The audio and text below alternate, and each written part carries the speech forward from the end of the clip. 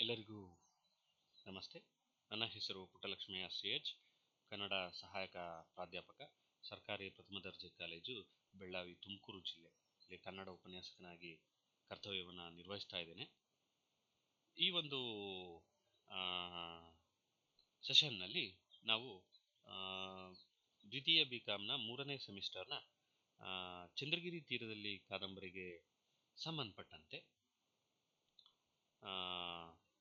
9ನೇ ಅವಧಿಯನ್ನು ಈಗ ತೆಗೆದುಕೊಳ್ತಾ ಇದ್ದೇನೆ. ಈ ಒಂದು ಅವಧಿಯಲ್ಲಿ ನಾವು ಜಮೀಲಿಯ ಮದುವೆ ಪ್ರಸಂಗ ಮತ್ತು ಸಂಬಂಧಗಳು ದೂರಾದದ್ದರ ಬಗ್ಗೆ ಸಂಕ್ಷಿಪ್ತ ವಿವರಣೆಯನ್ನು ನೀಡ್ತಾ ಹೋಗ್ತೀನಿ. ಈಗಾಗಲೇ ರಶೀದ್ನೊಂದಿಗೆ ವಿವಾಹ ಮಾಡಿಕೊಟ್ಟು ಸಿಟ್ಟಿನಿಂದ ರಶೀದ್ ಹಣ ಕೊಡೋದಿಲ್ಲ ಅಂದಂಥ ಸಂದರ್ಭದಲ್ಲಿ ಮಗಳನ್ನು ರಶೀದನು ಮನೆಯಿಂದ ಕರೆದುಕೊಂಡು ಬಂದಿದ್ದಾನೆ ನಮ್ಮ ಮಹಮ್ಮದ್ ಖಾನ್. ಬಹುಶಃ ಇದು ರಶೀದ್ಗೂ ಅರಿವಿರಲಿಲ್ಲ. ಮನೆಗೆ ಹೋದಾಗ ಮಾವನ ಜೊತೆ ನಾನು ಆ ರೀತಿ ಮಾತನಾಡಬಾರ್ದಾಗಿತ್ತೇನೋ ಅನ್ನುವ ಒಂದು ಆತಂಕ ಆತನಲ್ಲಿ ಬಂದಿದೆ.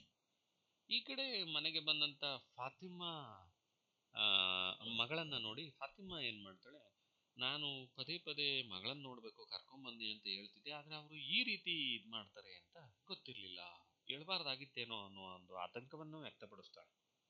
ಅಂದರೆ ತನ್ನ ಮಾತನ್ನು ಈ ರೀತಿ ಈಡೇರಿಸ್ತಾರೆ ಅಂತ ಆಕೆಯೂ ಸಹ ಗ್ರಹಿಸಿರಲಿಲ್ಲ. ನಮ್ಮ ಫಾತಿಮಾ ಮಹಮ್ಮದ್ ಖಾನ್ ಕೋಪಿಷ್ಟ, ತರ್ಪಿಷ್ಟ, ಹಣ ಸಿಗಲಿಲ್ಲ ಅಂದ ಕೂಡಲೇ ಮಗಳ ಬಾಳನ್ನೇ ಹಾಳು ಮಾಡುವ ಮಟ್ಟಕ್ಕೆ ಇಳಿತಾನೆ ಅಂತ ಆಕೆಯೂ ಗ್ರಹಿಸಿರಲಿಲ್ಲ.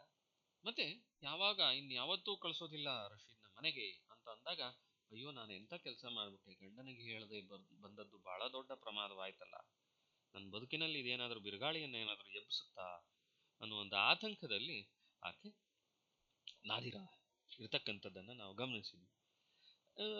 ಈ ಒಂದು ಅವಧಿಯಲ್ಲಿ ನಾವು ಇದಕ್ಕೆ ಸಂಬಂಧಪಟ್ಟಂತೆ 2 ಪ್ರಶ್ನೆಗಳನ್ನು ನಾನು ಕೇಳ್ತೇನೆ. ಇವುಗಳು ಉತ್ತರಿಸಲು ನೀವು ಸಾಧ್ಯವಾದರೆ ಹಿಂದಿನ ತರಗತಿಯ ಲಿಂಕ್ ಇಲ್ಲೂ ಸಿಗ್ತಾ ಹೋಗುತ್ತೆ. ನಾದಿರಾಗೆ ತುಂಬ ಇಷ್ಟವಾದ ಮೀನು ಯಾವುದು? ತೆಂಗಿನ ತೋಟವನ್ನು ಮಾರಲು ಖಾನ್ ಯಾಕೆ ನಿರ್ಧರಿಸಿದರು ಅಂತ ಹೇಳಿ 2 ಪ್ರಶ್ನೆಗಳಿಗೆ ನೀವು ಉತ್ತರಿಸಲು ಸಾಧ್ಯ ಆದರೆ ನೀವು ಈ ಅಧ್ಯಾಯಕ್ಕೆ ಹಳೆಯ ತರಗತಿ ಲಿಂಕನ್ನು ಕೊಟ್ಕೊಳ್ಬೋದು. ಇಲ್ಲಿ ನಾವು ಬಹಳ ಮುಖ್ಯವಾಗಿ ಖಾನ್ನ ದುಡುಕಿನ ಸ್ವಭಾವವನ್ನು ತಿಳಿಸ್ತಕ್ಕಂಥ ಒಂದು ಪ್ರಯತ್ನವನ್ನು ಮಾಡ್ತೇವೆ. ಈಗ ಗಮನಿಸಬೇಕು, ಈ ಲೋಕದಲ್ಲಿ ಏನೇ ಆಗಲಿ ಪ್ರಕೃತಿಯ ಘಟನೆಗಳು ನಿಲ್ಲೋದಿಲ್ಲ. ಸೂರ್ಯ ಹುಟ್ಟೋದಾಗಲಿ ಸೂರ್ಯ ಮುಳುಗೋದಾಗಲಿ ಯಾವುದೂ ಆಗೋದಿಲ್ಲ. ತನ್ನ ಪಾಡಿಗೆ ತಾನು ನಡೀತಾ ಹೋಗ್ತವೆ. ಆದರೆ ಈಗ ಪ್ರಕೃತಿಯಲ್ಲಿ ಅಮಾವಾಸ್ಯೆ ಆಗ್ದಂಗೆ ಪೌರ್ಣಮಿ, ಪೌರ್ಣಮಿ ಆಗ್ದಂಗೆ ಏಕಾದಶಿ, ಈ ರೀತಿ ದಿನಗಳು ಉರುಳ್ತಾ ಹೋಗ್ತವೆ. ಯಾರಿಗೋಸ್ಕರನೂ ಅದು ನಿಂತಿದ್ದು ಇದುವರೆಗೂ ಉದಾಹರಣೆ ಇಲ್ಲ. ಬಹುಶಃ ನಾದಿರಾಳ ಬದುಕಲ್ಲಿ ನಿಂತು ಬಿಟ್ಟಿದೆ. ಯಾವ ರೀತಿ ಅಂತಂದ್ರೆ ಆಟಿ ತಿಂಗಳ ಅಮಾವಾಸ್ಯೆಯ ರೀತಿ. ಆಟಿ ಬಹುಶಃ ನಾವು ಜನವರಿಯಿಂದ ಡಿಸೆಂಬರ್ವರೆಗೆ ತಿಂಗಳುಗಳನ್ನು ನೋಡಿದ್ದೇವೆ. ಹಿಂದೂ ಪಂಚಾಂಗದ ಪ್ರಕಾರ ಚೈತ್ರದಿಂದ ಫಾಲ್ಗುಣದವರೆಗೆ ತಿಂಗಳುಗಳನ್ನು ನೋಡಿದ್ದೆ. ಆದರೆ ಇದೇ ರೀತಿ ತುಳು ಸಂಪ್ರದಾಯದಲ್ಲೂ ಸಹ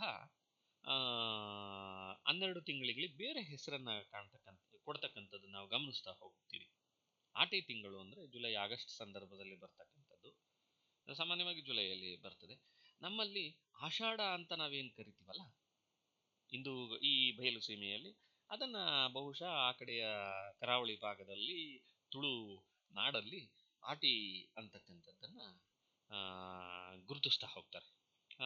ಈ ಆಟಿ ತಿಂಗಳಲ್ಲಿ ಏನು ಅಂತ ಅಂದರೆ ಬಹುತೇಕ ಹೆಣ್ಣು ಮಕ್ಕಳು ಗಂಡನ ಮನೆಯಲ್ಲಿ ಇರ್ತಾರೆ. ಆಷಾಢದ ಸಂದರ್ಭವನ್ನು ನೀವು ಗಮನಿಸ್ಬೋದು. ಬಹುತೇಕ ಹೆಣ್ಣು ಮಕ್ಕಳು ಗಂಡನ ಮನೆಯಲ್ಲಿರೋದಿಲ್ಲ, ತವರು ಮನೆಗೆ ಬಂದಿರ್ತಾರೆ.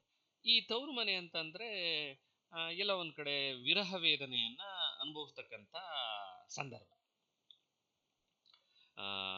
ಈ ಸಂದರ್ಭವನ್ನು ನಮ್ಮ ಹೆಣ್ಮಕ್ಳು ಕೇವಲ ಒಂದು ತಿಂಗಳು ಅನುಭವಿಸ್ತಾರೆ. ಇಲ್ಲಿ ಆಟಿ ತಿಂಗಳ ಅಮಾವಾಸ್ಯೆ ಅಂತಂತಂದರೆ ಬಹುಶಃ ವಿರಹದ ವೇದನೆ ಹೆಚ್ಚಾಗಿರ್ತಕ್ಕಂಥ ಸಂದರ್ಭವನ್ನು ನಾವು ಗಮನಿಸ್ಬೋದು.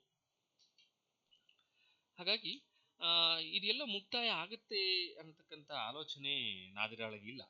ಅವಳ ಬದುಕಿನ ಪ್ರತಿ ದಿನವೂ ಆಟಿ ತಿಂಗಳ ಅಮಾವಾಸ್ಯೆ. ಬೆಳಿಗ್ಗೆ ಹೊರಗಡೆ ಹೋಗಂಗಿಲ್ಲ, ರಾತ್ರಿ ಆಕಾಶ ಕಾರ್ಗತ್ತೆ.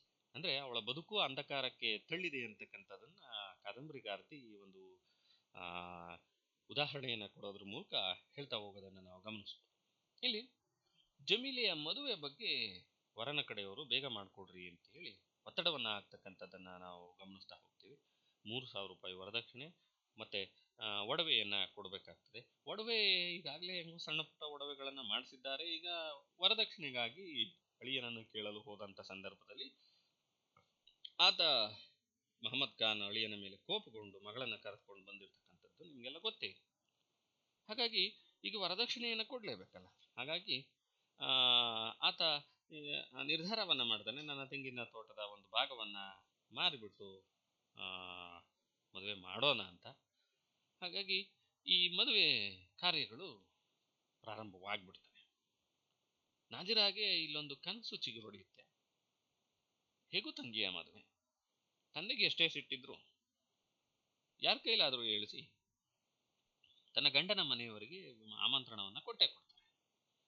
ತನ್ನ ಗಂಡನ ಮನೆಯವರು ಮದುವೆಗೆ ಬಂದಂಥ ಸಂದರ್ಭದಲ್ಲಿ ಅವರ ಜೊತೆಗೆ ನಾನು ಹೊರಟು ಬಿಡಬೇಕು ಅನ್ನೋ ಒಂದು ಆಸೆ ಚಿಗುರೊಡೆಯುತ್ತೆ.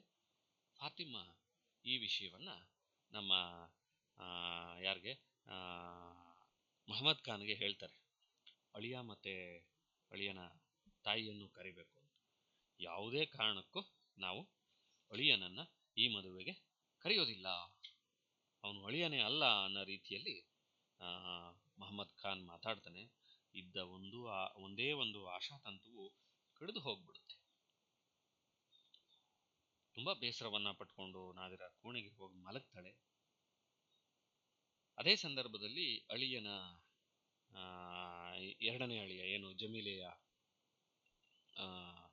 ಮದುವೆಗೆ ವರದಕ್ಷಿಣೆಯ ಹಣ ಸಾಲದ ಬಂದಿದ್ರಿಂದ ಅವಳ ಒಡವೆಗಳನ್ನ ನಾದಿರಾಳ ಒಡವೆಗಳನ್ನ ಕೊಡು ಅಂತ ಹೇಳಿ ಫಾತಿಮಾಳನ್ನ ಕೇಳ್ತಾಳೆ. ಫಾತಿಮಾಗೆ ದಿಗ್ಭ್ರಮೆ ಆಗುತ್ತೆ. ಅಲ್ಲರಿ, ಎರಡನೇ ಹೆಣ್ಣು ಮಗಳ ಬಾಳನ್ನ ಹಸು ಮಾಡೋಕೆ ಮೊದಲನೇ ಹೆಣ್ಣು ಮಗಳ ಬಾಳನ್ನ ಹಾಳು ಮಾಡೋದೆ? ಅಥವಾ ಇವಳಿಗೆ ಒಡವೆ ಕೊಟ್ಟು ಅವಳು ಬರೀ ಒಡವೆ ಇಲ್ಲದೆ ಮದುವೆ ಮನೆಯಲ್ಲಿ ಇರ್ಬೇಕಾಗ್ತದೆ ಅಂತ ಹೇಳಿದಾಗ, ಅವಳನ್ನೆಲ್ಲಿ, ಮತ್ತೆ ಇದ್ರ ಜೊತೆಗೆ ಇನ್ನೊಂದು ಮಾತನ್ನ ಹೇಳ್ತಾರೆ. ಅಳಿಯ ಬಂದು ನಮಗೆ ಕೊಟ್ಟಿರೋ ಒಡವೆಯಲ್ಲಿ ಅಂತ ಕೇಳಿದಾಗ ಏನು ಉತ್ತರ ಕೊಡೋದು ಅಂತ ಅಂದಾಗ, ಅಳಿಯ ಇನ್ಯಾವ ಅಳಿಯ, ಅವನು ಯಾವುದೇ ಕಾರಣಕ್ಕೂ ಇನ್ನು ನಮ್ಮ ಮನೆಗೆ ಬರಂಗಿಲ್ಲ, ನನ್ನ ಅಳಿಯ ಆಗ್ಲಿಕ್ಕೂ ಸಾಧ್ಯ ಇಲ್ಲ ಅನ್ನೋ ಅರ್ಥದಲ್ಲಿ ಮಾತನಾಡ್ತಾನೆ. ಬಹುಶಃ ಇಲ್ಲಿ ಗಮನಿಸ್ಬೇಕು, ಆತನಿಗೆ ತುರ್ತಾಗಿ ಹಣ ಬೇಕಿದೆ. ಈ ರೀತಿ ಏನಾದರೂ ಕೇಳಿದ್ರೆ ಅವನು ಅಳಿಯ ಆ ಸಂಬಂಧವನ್ನೇ ಕಡಿದು ಹಾಕೊಳ್ಳಲು ಖಾನು ತಯಾರಾಗಿರ್ತಕ್ಕಂಥದ್ದನ್ನ ಗಮನಿಸು. ಈ ಒಂದು ಅಂಶವನ್ನ ನಾವು ಗಮನಿಸ್ಬೇಕಾಗ್ತದೆ. ಆದ್ರೆ ಇಂಥ ಸಂದರ್ಭದಲ್ಲೂ ಫಾತಿಮಾ ಅವನ ಎದುರಿಗೆ ಮಾತನಾಡ್ಲಿಕ್ಕೆ ಆಗೋದಿಲ್ಲ. ನಮ್ಮ ನಾದಿರಾನು ಸಹ ಅಷ್ಟೇ, ಫಾತಿಮಾಳು ಅಷ್ಟೇ. ಅಷ್ಟಾಗಿ ಸುಮ್ಮನಾಗ್ಬಿಡ್ತಾರೆ. ಏನೋ ಕೆಟ್ಟ ದೆಸೆ ಬಂದಿದೆ ನಿಮ್ಗೆ ಅಂತ ಹೇಳ್ಬಿಟ್ಟು ಸುಮ್ಮನಾಗ್ತಾ ಹೋಗ್ತಾರೆ.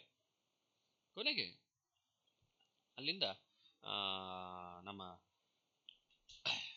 ಮಹಮ್ಮದ್ ಖಾನ್ ಏನ್ ಮಾಡ್ತಾನೆ, ಒಡವೆಗಳನ್ನು ತೆಗೆದುಕೊಂಡು ಹೋಗಿ ಅಡವಿಟ್ಟು ಹಣವನ್ನು ಹೊಂದಿಸ್ತಾನೆ.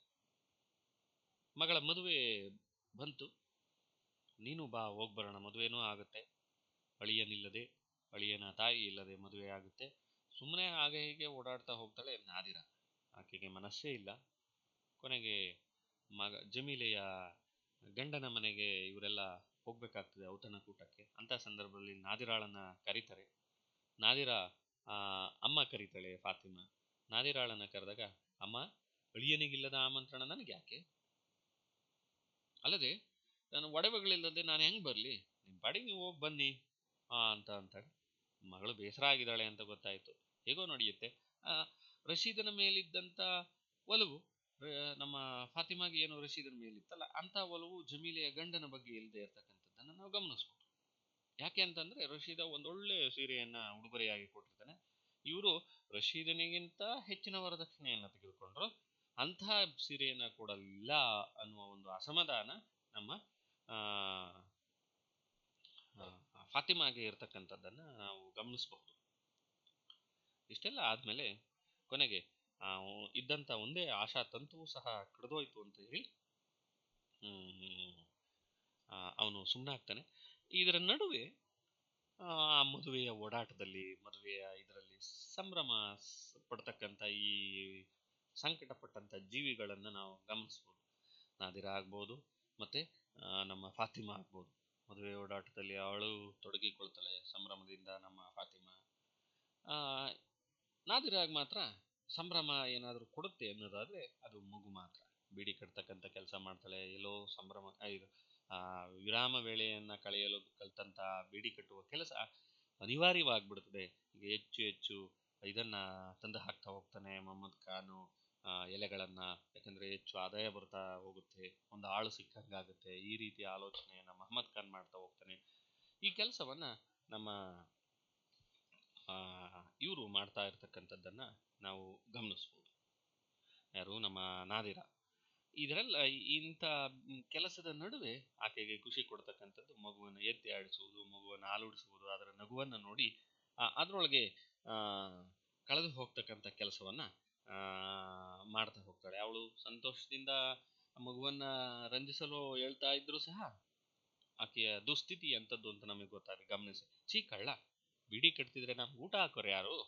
ಮಗು ಇವಳ ಹತ್ರ ಬಂದಂಥ ಸಂದರ್ಭದಲ್ಲಿ ಕೆಲಸ ಮಾಡ್ಲಿಕ್ಕೆ ಬಿಡೋದಿಲ್ಲ. ಅಂಥ ಸಂದರ್ಭದಲ್ಲಿ ಈ ಕೆಲಸ ಮಾಡಿದ್ರೆ ಮಾತ್ರ ನಮ್ಗೆ ಈ ಮನೇಲಿ ಊಟ. ಪ್ರೀತಿ ಇಲ್ಲ, ಏನಿಲ್ಲ. ಇದು ಈ ಕೆಲಸವನ್ನ ಮಾಡಿದ್ರೆ ಮಾತ್ರ ನಮ್ಗೆ ಈ ಮನೇಲಿ ಊಟ ಅನ್ನತಕ್ಕಂಥದ್ದು. ಅಂದ್ರೆ ಇದು ತೊತ್ತಿನ ಕೆಲಸ. ಗಂಡನ ಮನೆಯಲ್ಲಿ ಇದ್ದಿದ್ರೆ ಈ ಪರಿಸ್ಥಿತಿ ನನಗೆ ಬರ್ತಿರ್ಲಿಲ್ಲ ಅನ್ನೋದನ್ನ ಪರೋಕ್ಷವಾಗಿ ಹೇಳ್ತಾ ಹೋಗ್ತಾಳೆ ನಮ್ಮ ನಾದಿರಾ. ಇಷ್ಟು ಈ ಒಂದು ಅಧ್ಯಾಯಕ್ಕೆ ಸಂಬಂಧಪಟ್ಟಂತೆ. ಈ ಅಧ್ಯಾಯದಲ್ಲಿ ಜಮೀಲೆ ಮದುವೆ ಪ್ರಸ್ತಾಪಕದನ್ನ ನಾವು ಗಮನಿಸಿದ್ವಿ. ಮತ್ತೆ ರಶೀದನ್ನ ಮದುವೆಗೆ ಆಮಂತ್ರಿಸತಕ್ಕಂಥ ವಿಷಯದಲ್ಲಿ ಖಾನ್ ದೃಢ ನಿರ್ಧಾರ. ಯಾವುದೇ ಕಾರಣಕ್ಕೂ ನಾನು ಅವನನ್ನು ಕರೆಯೋದಿಲ್ಲ ಅನ್ನುವ ನಿರ್ಧಾರ. ಅವನಿಲ್ಲದೆ ಮದುವೆಯೂ ನಡೆಯುತ್ತೆ. ಆ ಮದುವೆಯಲ್ಲಿ ಸಂಭ್ರಮದಲ್ಲೂ ಸಹ ಸಂಕಟಪಡ್ತಾ ಇರತಕ್ಕಂಥ ಜೀವಗಳನ್ನ ನಾವು ಕಾಣ್ತಾ ಹೋಗ್ತೀವಿ. ಸೊ ಇಷ್ಟು ಈ ಅಧ್ಯಾಯಕ್ಕೆ ಸಂಬಂಧಪಟ್ಟಂತೆ. ಕೆಲವೊಂದು ಪ್ರಶ್ನೆಗಳನ್ನ ಇಲ್ಲಿ ಕೇಳ್ತೇನೆ, ಉತ್ತರಿಸುವ ಪ್ರಯತ್ನವನ್ನ ನೀವು ಮಾಡಿ. ತನ್ನನ್ನು ಯಾವ ಊರಿಗೆ ಕಳಿಸೆಂದು ನಾದಿರಾಳು ಫಾತಿಮಾಳನ್ನ ಕೇಳ್ತಾಳೆ. ಕಾವಳಿಗೆ, ಮಣಿಪುರಕ್ಕೆ, ಚಂದ್ರಗಿರಿಗೆ, ಮೇಲಿನ ಯಾವುದಕ್ಕೂ ಅಲ್ಲ. ಜಮೀಲೆಯ ಮದುವೆಗೆ ಖಾನ್ ಯಾವ ಆಸ್ತಿಯ ಒಂದು ಭಾಗವನ್ನ ಮಾರಿದ? ಗದ್ದೆಯ ಒಂದು ಭಾಗ, ತೆಂಗಿನ ತೋಟದ ಒಂದು ಭಾಗ, ಮನೆಯ ಒಂದು ಭಾಗ, ಯಾವುದೂ ಅಲ್ಲ. ಈ ಪಠ್ಯದಲ್ಲಿ ಬಳಕೆಯಾಗಿರುವ ಉಮ್ಮಾ ಪದದ ಅರ್ಥ ಮುತ್ತು, ಅಮ್ಮ, ಅಜ್ಜಿ, ಉಲೇಮ. ಬಹುಶಃ ನೀವು ಈ ಎಲ್ಲ ಪ್ರಶ್ನೆಗಳಿಗೂ ಪುಟ ಸಂಖ್ಯೆ 25ರಿಂದ ಪುಟ ಸಂಖ್ಯೆ 30ರವರೆಗಿನ ಕಾದಂಬರಿಯ ಭಾಗವನ್ನು ಓದಿದಾಗ ಈ ಉತ್ತರ ಸಿಗ್ತಾ ಹೋಗುತ್ತೆ. ದಯವಿಟ್ಟು ಕಾದಂಬರಿಯ 25ರಿಂದ 30ನೇ ಪುಟದವರೆಗಿನ ಕಾದಂಬರಿಯ ಭಾಗವನ್ನು ಓದಿ ಈ ತರಗತಿಯನ್ನು ಕೇಳಿದರೆ ನಿಮಗೆ ತುಂಬ ಅನುಕೂಲ ಆಗ್ತದೆ ಅಂತೇಳಿ ನಾನಾದರೂ ಭಾವಿಸುತ್ತಾ ಈ ತರಗತಿಯನ್ನು ಮುಕ್ತಾಯಗೊಳಿಸ್ತಾ ಇದ್ದೇನೆ. ವಂದನೆಗಳು.